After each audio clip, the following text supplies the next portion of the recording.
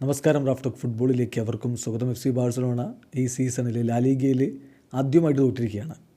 ആദ്യത്തെ 7 കളികൾ വിജയിച്ചിട്ട് 8ാമത്തെ കളിയിലാണ് തോൽവി. റൊട്ടേഷൻ നടത്തിയ ഹൻസി ഫ്ലിക്ക്.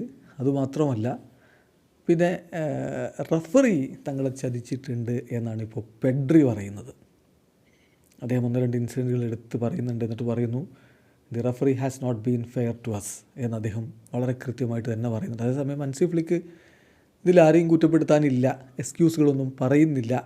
ഞങ്ങൾ അത്ര നന്നായിട്ടല്ല ആദ്യ പകുതി കളിച്ചത്, 2ാം പകുതിയിൽ ഞങ്ങൾ മികച്ച രൂപത്തിൽ കളിച്ചിരുന്നു, ബട്ട് അൺഫോർച്ചുനേറ്റ്ലി ആ പെനാൽറ്റിയാണ് ഞങ്ങളെ കില്ല് ചെയ്തത് എന്ന് അദ്ദേഹം പറയുന്നുണ്ട്. സോ പെഡ്രി പറഞ്ഞിരിക്കുന്ന വാക്കുകളിലേക്കൊന്ന് പോവുകയാണ്. അദ്ദേഹം പറയുന്നു, പാവോ വിക്ടറിന് മേൽ ക്ലിയർ ഫൗൾ ഉണ്ടായിരുന്നു, റഫറി അത് കണ്ടില്ല. മാത്രമല്ല ലാമിന് മേൽ ഒരു ക്ലിയർ പെനാൽറ്റി ഞങ്ങൾക്ക് ലഭിക്കേണ്ടതായിരുന്നു, അതും തന്നില്ല. സോ റഫറിക്ക് കൃത്യമായിട്ട് തെറ്റ് പറ്റിയിട്ടുണ്ട്.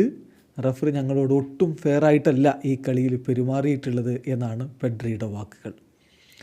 സംഗതി ഈ കളിയിൽ പലതരത്തിലുള്ള സംഭവവികാസങ്ങളുണ്ടായതിൽ പാവോ വിക്ടർ ആ ഒരു ഫൗളിനെ കുറിച്ച് പറയുന്നുണ്ട്. അദ്ദേഹം പറയുന്നു, ഞങ്ങളെന്തായാലും റഫറിയെ കുറ്റപ്പെടുത്തുന്നില്ല, ഞങ്ങൾ തോറ്റത് റഫറി കാരണമാണെന്നൊന്നും ഞാൻ പറയുന്നില്ല, പക്ഷേ അതൊരു ക്ലിയർ ഫൗളായിരുന്നു, എന്നെ ചെയ്തത് ക്ലിയർ ഫൗളായിരുന്നു.